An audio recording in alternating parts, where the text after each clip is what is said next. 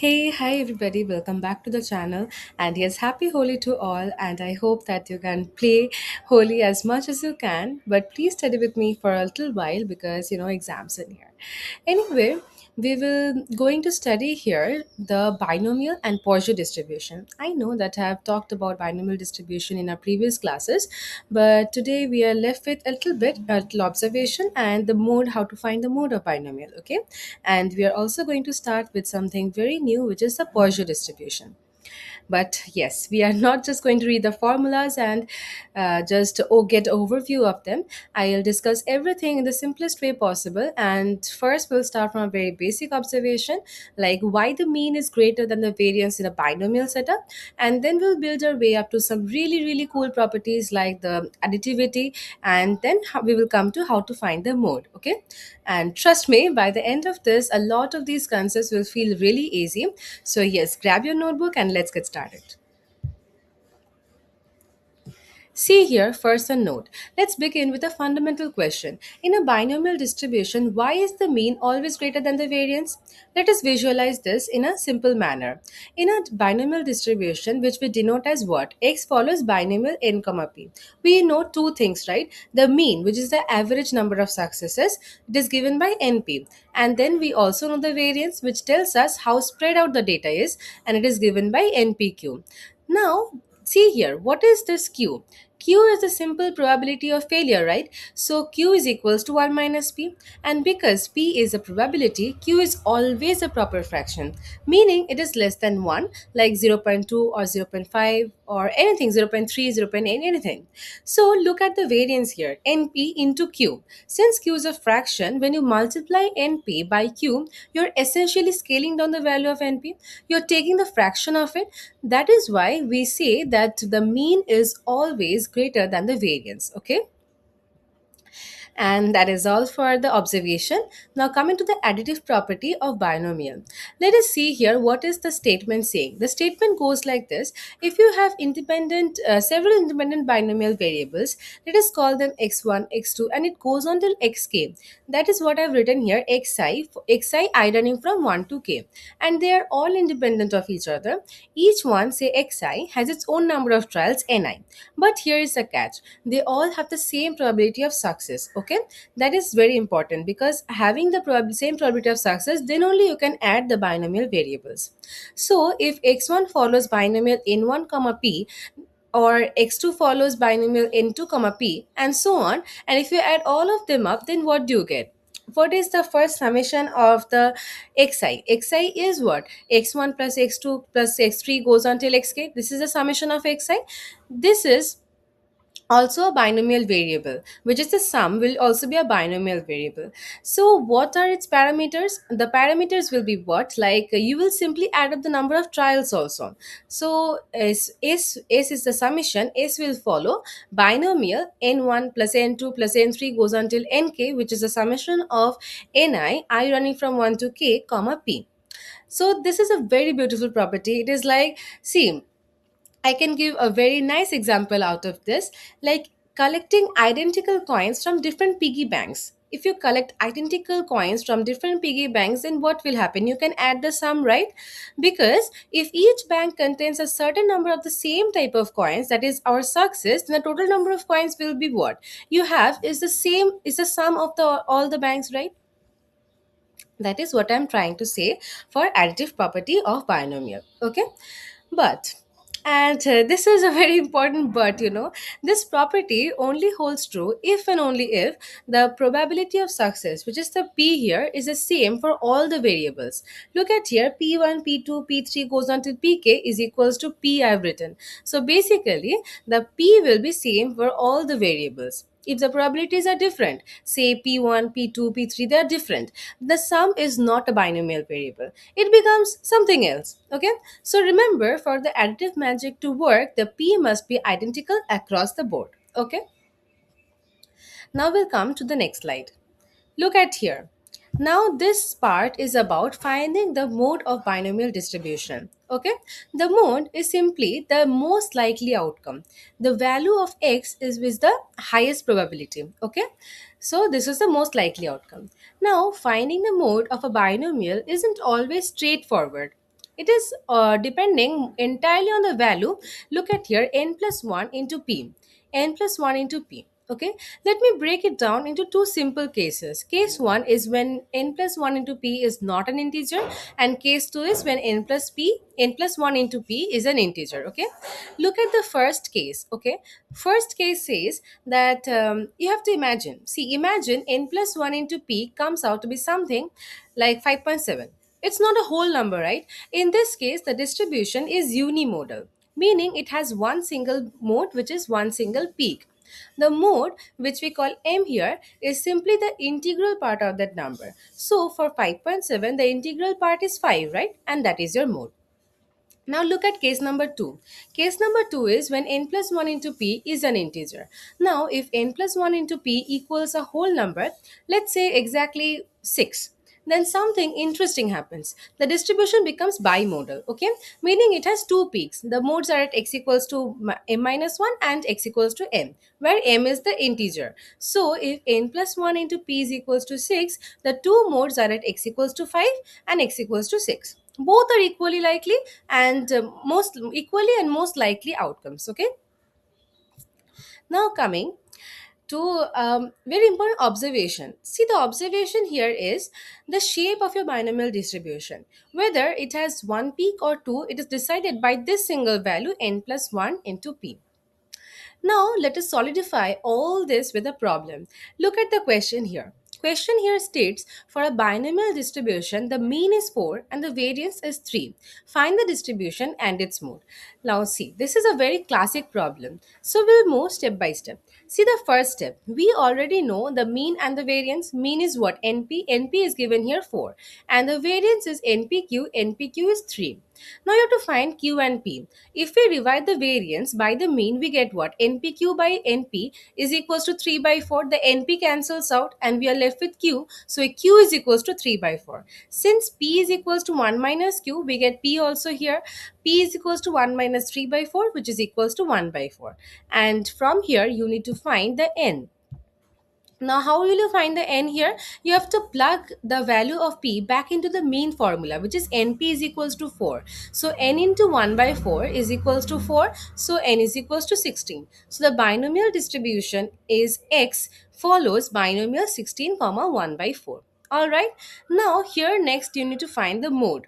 Now, if you calculate n plus 1 into p, you already know n is what? 16 and p is what? 1 by 4. So, plug that into this formula. We get 16 plus 1 into 1 by 4, which is equals to 17 into 1 by 4, which is equals to 17 by 4. Now, 17 by 4 is not an integer, right? Because 17.4 is what? 4.25. Is 4.25 an integer? No, right? It is not. So we will use the case 1. What was the case 1? The case 1 is not an integer.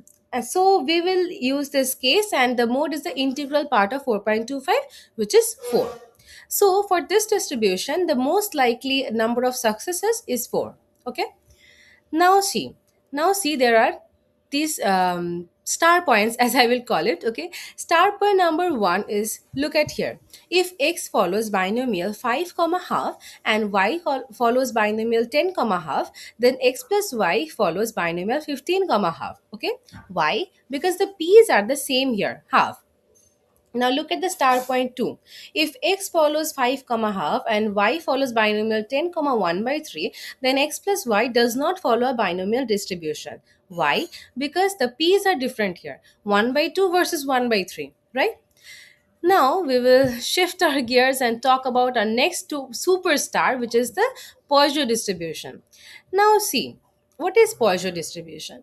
While binomial deals with a fixed number of trials, the Poisson distribution is all about counting the number of times an event happens in a fixed interval of time. Okay, interval of time or space or volume, anything. It's famously used for rare events.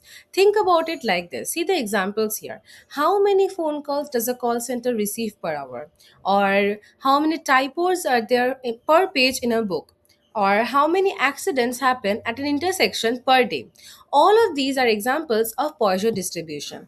The random variable x here represents a count of these events. Okay, the probability mass function of the PMF for a Poisson distribution is given by this formula. Look at here, e to the power minus lambda into lambda to the power x divided by x factorial. Here x is running from 0 to infinity, and lambda is a positive number greater than 0. It represents the average rate of occurrence.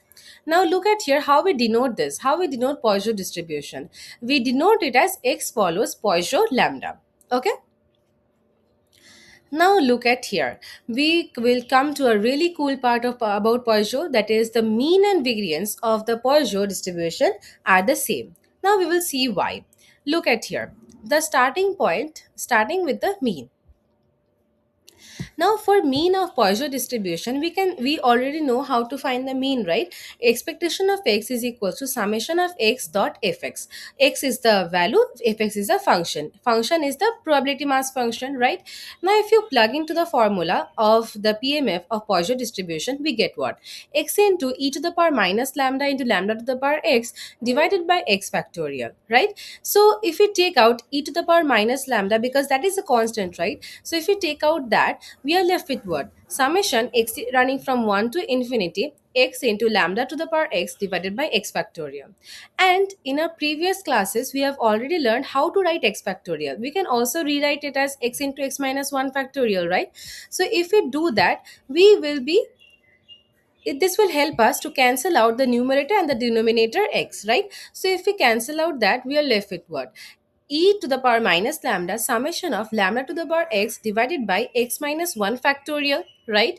Now from x number of lambdas, if we take one lambda out, we will be left with x minus 1 lambdas, right? So see here, e to the power minus lambda into lambda, summation lambda to the power x minus 1 divided by x minus 1 factorial. We are left with this, and x is running from 1 to infinity. Now look at here. If we plug the values of x in this formula and we open the summation basically, then what do we get? If we put 1 here, lambda to the power 1 minus 1, which is 0, and divided by 1 minus 1, which is 0 factorial. So it is 1, right? Lambda to the power 0 is 1 and 0 factorial is 1, so 1 by 1 is 1. Now plug the formula into x equals to 2. If we put x equals to 2, then we get what? Lambda to the power 2 minus 1, which is 1, divided by 2 minus 1 factorial, which is 1 factorial, so it will be 1, so it will be lambda, the result will be lambda, and so on. If you plug the values of x in this formula, then we get 1 plus lambda square by 2 factorial plus lambda to the power 3 by 3 factorial, and so on up till infinity. Now we know the standard method, the standard binomial expansion, which is e to the power lambda is equals to 1 plus lambda square by 2 factorial plus lambda cube by 3 factorial, and so on. So all this gets summed up to be e to the power lambda. So we can write it here, lambda to the power lambda into e to the power minus lambda into e to the power lambda, we get lambda because all this gets cancelled up. So what is the mean of Poisson distribution? It is lambda. Now coming here, look at, if you need to find the variance of, I'm sorry because I'm having a little itch, okay? Yes, if you need to find the variance of Poisson distribution, what is the standard step? The standard step is, first we need to find the x factorial 2, and next we need to find the x square, expectation of x factorial 2, then we need to find the expectation of x square, and then we can plug that into the formula of variance, which is expectation of x square minus expectation of x whole square. Okay, so let us find the expectation of x is x factorial 2. Okay, so the value is what? X factorial 2 into the PMF. Now if you write x factorial 2 as x into x minus 1 and then the PMF, then look at here. In the next step, we take out the e to the power minus lambda outside because that is a constant. Then we are left with what? X equals to 2 from and running up to lambda, and we're left with x into x minus 1 into lambda to the power x. And for x factorial, we can also write x into x minus 1 into x minus 2 factorial, right? This can be written, right? So for this step, we can cancel out the x into x minus 1 from the numerator and the denominator. Then we are left with what? E to the power minus lambda summation lambda to the power x divided by x minus 2 factorial, and x running from 2 to infinity, right? And here also see we have x number of lambdas. If we take 2 lambdas out of it, then we are left with what? Lambda to the power x minus 2, right, divided by x minus 2 factorial. Now if we open up the summation and plug the values of x here in this formula, then we get 1 plus lambda square by 2 factorial plus 3 plus lambda cube by 3 factorial plus goes up till infinity. Then again, this is the expansion of e to the power lambda. Then if we write it, lambda square into e to the power minus lambda into e to the power lambda, then this gets cancelled out. Then we are left with lambda square. Now we have to find expectation of x square. Now x square can be written as x into x minus 1 plus x, and if we take expectation both on left hand side and right hand side, we get what?